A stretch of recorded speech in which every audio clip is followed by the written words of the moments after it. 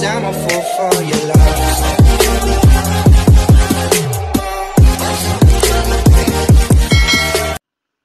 Okay guys, good morning.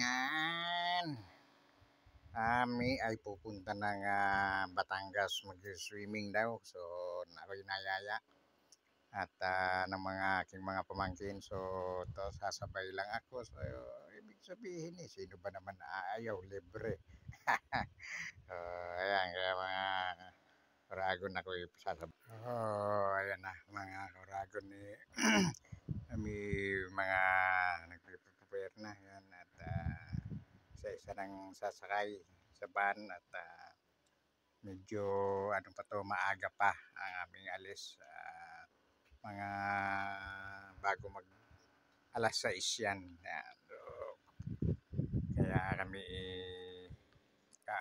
prepare na yan at inaayos dahil medyo maraming mga bata kaya medyo ayos. Ayan na nga mga kauragon, ayan na. Sa loob na kami, ayan kung napansin nyo, ayan ang aking mga pamangkin, ama ko at ang aking pinsan at ang asawa ng aking pinsan. So parang isang pamilya rin niya na so ibigay kulang pa nga, kaya lang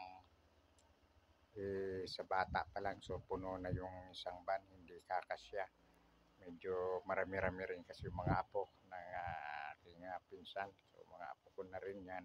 Yung mga kaurag.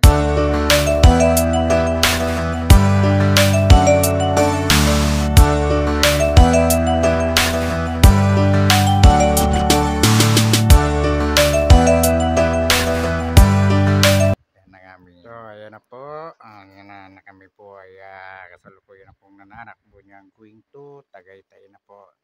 So ayan mga kauragon, aming pagbabiyahe sana ay ligtas at tagayan ng Panginoon Diyos kami.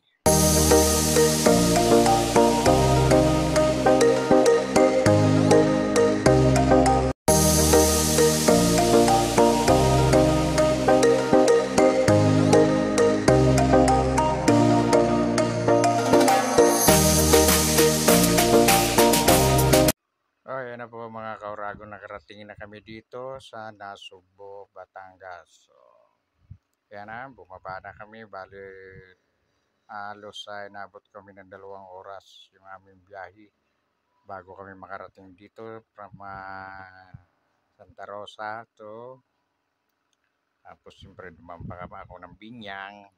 Tapos yan, so nanggaling kami ng Binyang to Batangas. So bali nga dumaan kami ng Tagaytay. So kaya halos 2 oras ang aming binahe bago kami nakarating dito sa Nasugbo, Batangas.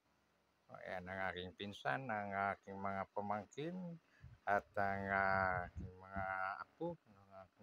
Ayan po mga kauragon, yan Barangay Natipuan, Nasugbo, Batangas. So, ayan po ang aming pinunta na paliguan.